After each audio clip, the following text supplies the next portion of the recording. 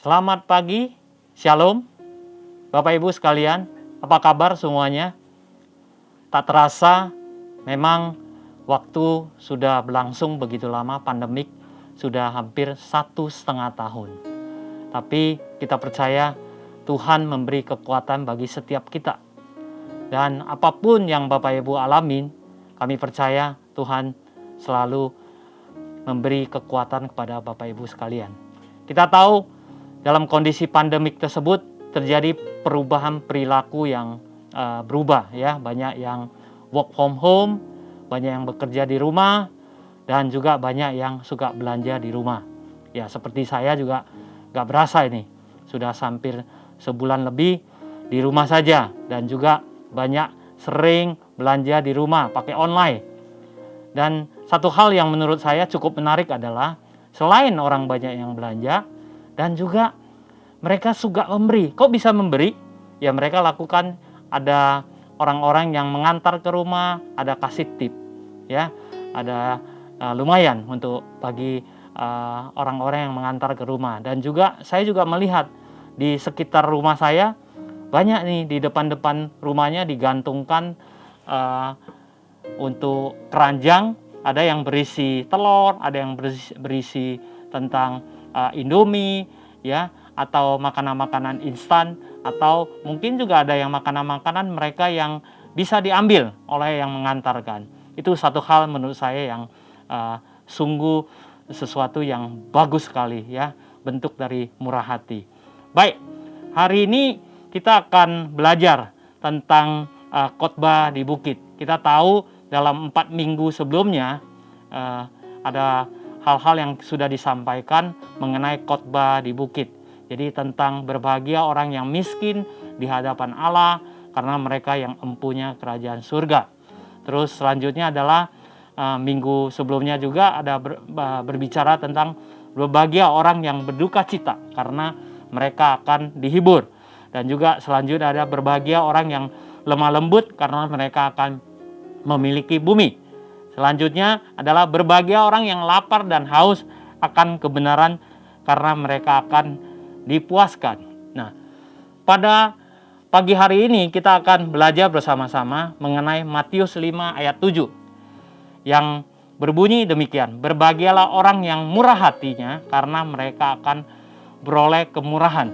Kalau dalam bahasa Inggrisnya adalah Blessed are the merciful, for they will be shown mercy. Kalau saya ambil dari kamus bahasa Indonesia, apa artinya murah hati? Murah hati ada artinya suka memberi, tidak pelit, ya, suka berbuat baik hati kepada orang lain. Ya intinya adalah berkorban. Saya akan kasih contoh di dalam Lukas 10:25 ayat 37 tentang orang Samaria yang murah hati. Saya akan bacakan firman-Nya di Lukas 10 dari 25 sampai 37. Yesus mengisahkan cerita ini kepada seorang ahli Taurat, menanyakan kepadanya apa yang harus diperbuatnya untuk mendapatkan hidup kekal. Maka ujar Yesus sambil katanya bahwa adalah seorang yang turun dari Yerusalem ke Yeriko, maka jatuhlah ia ke tangan penyamun yang merampas pakaiannya serta memukul dia, lalu pergi meninggalkan dia hampir mati.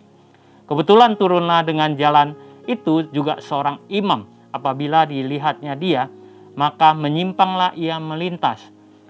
Sedemikian pun seorang suku bangsa Lewi, apabila sampai ke tempat itu serta terpandang akan dia, maka menyimpanglah ia melintas dia. Tetapi seorang Samaria yang sedang berjalan datang ke tempat ia terhantar, apabila terpandang akan dia, maka jatuhlah kasihannya. Lalu ia menghampiri dia serta membebatkan lukanya sambil menuangkan minyak dan air anggur ke atasnya. Setelah itu ia pun menaikkan dia ke atas keledainya sendiri, lalu membawa dia ke rumah tumpangan serta membelah dia. Pada keesok harinya dikeluarkannya 2 dinar, diberikannya kepada tuan rumah tumpangan itu sambil berkatanya, belakanlah dia, dan barang apa yang engkau belanjakan lebih daripada itu aku ganti. apabila aku datang kembali. Ini mungkin Bapak Ibu cukup familiar tentang cerita tentang orang Samaria yang murah hati. Saya kasih gambaran sedikit. Ini adalah orang-orang Taurat, ahli Taurat itu sebenarnya bertanya kepada Tuhan bahwa bagaimana sih untuk mengasihi Tuhan. Tuhan sampaikan kalau kamu kasih Tuhan adalah dengan segenap hatimu, segenap jiwamu, dan segenap kekuatanmu. Dan kasihilah sesamamu seperti dirimu sendiri. Jadi ahli Taurat itu sendiri pengen tahu ini, bagaimana sih Tuhan untuk mengasihi sesama. Nah, akhirnya Tuhan memberi contoh tentang orang Samaria yang baik hati. Dan kita tahu, orang Samaria dan orang Yahudi itu adalah, ceritanya itu adalah mereka itu tidak cocok dan saling membenci untuk ini ya. Dan kita lihat kejadian tersebut. Ceritanya orang Yahudi tersebut perjalanan dari ke kota Yeriko, dan di tengah jalan tersebut dia dirampok dan ditinggalkan. Nah, waktu ditinggalan tersebut Luka ada imam yang lewat dan mereka menyimpang, tidak menolong. Mungkin ya imam tersebut sibuk untuk pelayanan dalam hal ini. Dan satu lagi orang Lewi yang juga mengerti firman Tuhan, menyembah Tuhan, lihat orang yang luka tersebut, dia juga menyimpang. Dan terakhirnya adalah orang Samaria yang akhirnya yang notabene mereka yang tidak cocok atau saling tidak menyukai itu menolong dia sampai membalut lukanya dan juga bawa ke tempat untuk nginep dan sediakan uang untuk membalut orang tersebut. Nah, ini contohnya adalah orang yang murah hati, bukan hanya menolong atau membantu orang yang kenal, yang tidak kenal, atau yang terjadi sejarahnya yang tidak cocok, yang itu juga ditolong. Makanya Tuhan Yesus memberikan contoh, orang yang murah hati adalah bukan hanya memberi pertolongan atau membantu orang yang tanda kutip adalah hanya seiman gitu, atau orang kenal saja. Orang yang mempunyai hal-hal yang perlu ditolong harus lakukan langsung tolong untuk kita. Saya akan kasih contoh. Mungkin Bapak Ibu tahu ada namanya Sarah Gilbert. Ya, suatu hari beliau itu lagi diundang untuk nonton pertandingan tenis di panggung di depan. Pas sebelum pertandingan terjadi, tiba-tiba namanya disebut. Dan orang setelah mendengar tentang namanya tersebut, orang semuanya tepuk tangan. Memberi penghormatan yang sangat luar biasa sampai standing ovation. Jadi berdiri sampai tepuk tangan. Ceritanya adalah Sarah Gilbert ini orang yang sangat murah hati. Jadi karena penemuan dia, jadi itu adalah vaksin AstraZeneca, sampai akhirnya ada miliaran orang dapat divaksin dengan murah dan cepat untuknya. Dan dia dedikasikan adalah tanpa memungut paten atas setiap penemuan tersebut. Ini bagaimana luar biasa orang yang murah hati. Seperti itu. Ya, selain daripada itu, saya kasih contoh lagi adalah, mungkin Bapak Ibu juga tahu mengenai Dr. Lee Darmawan. Ya, seorang yang sangat luar biasa sekali, dokter yang dedikasi untuk membantu orang-orang yang 3T, intinya terluar, jauh dan terasing. Jadi orang-orang di Indonesia yang tinggalnya di pulau terjauh dan cukup terasing untuk ini ya. Jadi dia sediakan kapal untuk membantu orang, mengobatin orang-orang tanpa bayar untuk ininya. Jadi kalau tidak salah bulan yang lalu tiba-tiba kapalnya yang sudah ribuan orang dibantu tersebut terbakar. Karena setiap apa yang dia lakukan adalah untuk membantu, murah hati, untuk menolong orang. Dan saya percaya itu adalah tangan Tuhan ikut campur. Dalam 1 bulan bisa terkumpul uang sekitar 30 miliar untuk dapat membeli kapal dan hitungan tersebut bisa dapat 2 kapal. Itu kita bisa lihat orang yang murah hati itu akan mempunyai kemurahan dari orang-orang itu dan akan jadi menular untuk ini. Jadi bagi kita setiap dari anak-anak Tuhan, kita perlu lakukan murah hati dalam hal ini.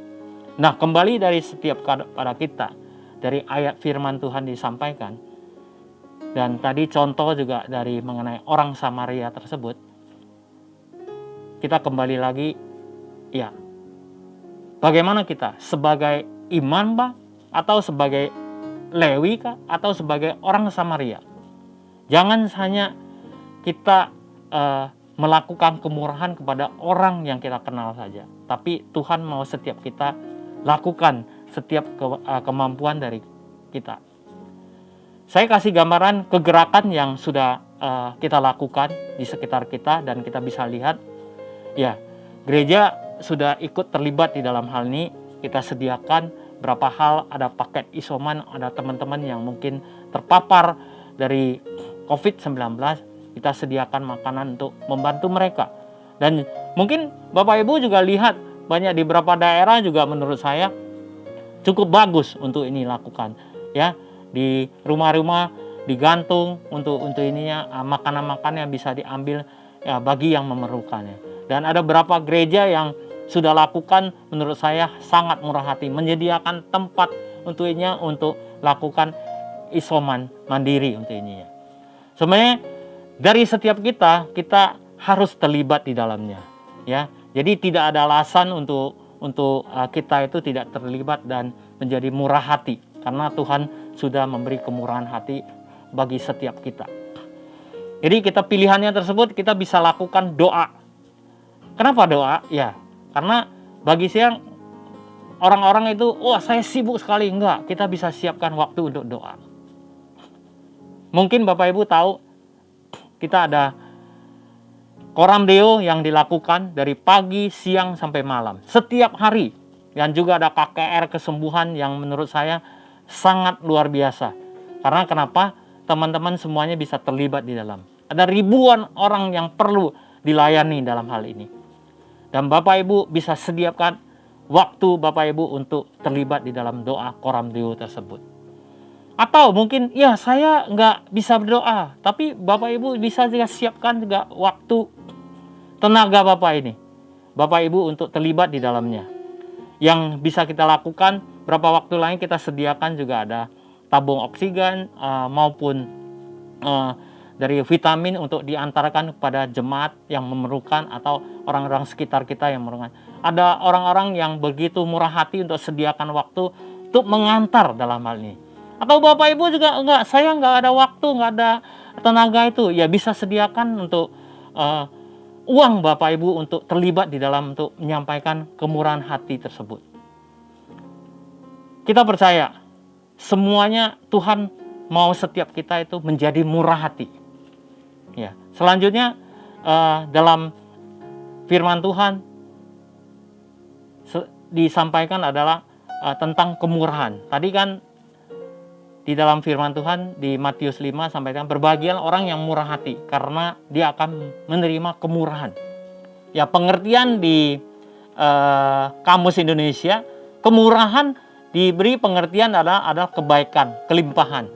Dan saya simpulkan adalah tentang belas kasihan dan pengampunan. Atau bahasa Inggrisnya cukup bagus. Kindness that make you forgive someone, usually someone that you have authority over. Jadi kebaikan atau melakukan memberi pengampunan di dalam kepada seseorang karena kamu mempunyai kuasa dalam hal ini. Jadi perumpamaan tentang pengampunan adalah sebab hal kerajaan surga seumpamanya seorang raja yang hendak mengadakan perhitungan dengan hamba-hambanya. Setelah ia mengadakan perhitungan itu dihadapkan pada seorang berhutang 10.000 talenta. Ini saya kasih contoh yang menarik di Matius 18, 23 dan 24. Ini mungkin Bapak Ibu sudah banyak yang mengetahui tentang perumpamaan tersebut. Jadi saya kasih singkat aja, ada orang yang hutang kepada raja tentang 10.000 talenta. Dan orang tersebut sudah dipanggil oleh raja untuk bayar, suruh jual istri, anak-anaknya, semua hartanya udah bayar untuknya. Dan orang tersebut minta ampun, dan sebenarnya dia tidak bisa bayar untuknya. Akhirnya karena kemurahan hati dari raja, dia dibebaskan. Tapi setelah dia dibebaskan, dia keluar dari pengadilan tersebut, dia ketemu temannya yang hutang kepada dia 100 dinar. Dan dia minta dibayarkan dan sambil mencekik untuk dibayarkan. Nah, ini orang yang tanda kutip sudah mendapat anugerah kemurahan dari sang raja dan undangan hutang 10.000 talenta, dan ada orang hutang kepada 100 dinar, dia kejar dengan ketat sekali, dan akhirnya peristiwa terus sampai kepada raja. Akhirnya raja menangkap kembali orang tersebut dan masuk ke dalam penjara. Yang menarik adalah saya coba hitung-hitung, itu 10.000 talenta itu berapa sih sebenarnya? Jadi 1 talenta itu sama dengan 10.000 dinar. 1 dinar itu sama dengan 1 hari kerja, ya. Jadi 10.000 talenta itu sama dengan 100 juta dinar. Ya, kalau kita asumsikan 1 hari kerja itu 100.000, jadi hutangnya 10 triliun. Itu besar sekali untuk ini ya. Bayangin, ada orang hutang seperti itu dan diberikan pembebasan dalam hal ini. Itu bukan sangat luar biasa. Ya, intinya dalam perumpamaan tersebut, jadi Bapa di surga itu berbuat demikian juga kepada kamu ya, untuk mengampuni kepada jadi Tuhan yang sudah lakukan mengampuni ke setiap kita karena kemurahannya, kita juga harus mengampuni kepada saudara-saudara kami intinya. Karena setiap kita itu dengan cerita tersebut, ini kemurahan tersebut adalah Allah memberi dirinya bagi pengampunan dosa manusia. Karena Allah yang murah hati memberi yang seharusnya tidak layak dan tidak pantas diterima oleh manusia. Karena kita bisa sampai sekarang ini adalah kemurahan Tuhan. Ya, mungkin seperti saya sendiri, ya seharusnya nggak layak. Karena kita harusnya yang tergantung di kayu salib karena dosa dan kesalahan kita. Tapi karena kemurahan Tuhan, Tuhan memberi yang terbaik dalam setiap kehidupannya, menebus dosa kita.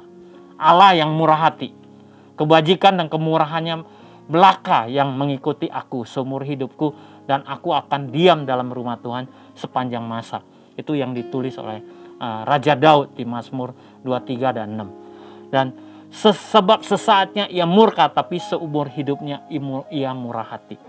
Ya, di Mazmur juga 36a disampaikan. Dan juga di Titus 3 ayat 4 ya. Tapi ketika nyata kemurahan Allah, juru selamat kita dan kasihnya kepada manusia. Karena kita bisa terima kekekalan hidup ini adalah kemurahan Tuhan. Semua yang Tuhan berikan adalah karena belas kasihan dan pengampunan. Ya, kita tahu orang lumpuh, buta, ya, orang mati, pemungut cukai, pelacur itu disembuhkan, dibangkitkan, diampuni, dibebaskan karena semua adalah kemurahan hati. Kita semua sudah menerima kemurahan hati daripada Tuhan. Belas kasihan dan pengampunan. Nah, selanjutnya adalah bagaimana tugas setiap kita. Gaya hidup seorang murid adalah lakukan sekarang. Berikan pengampunan karena Tuhan sudah selesai dalam setiap kehidupan kita. Kita mau mengucap syukur apa yang Tuhan sudah berikan hidupnya bagi kita karena kemurahan hatinya Tuhan.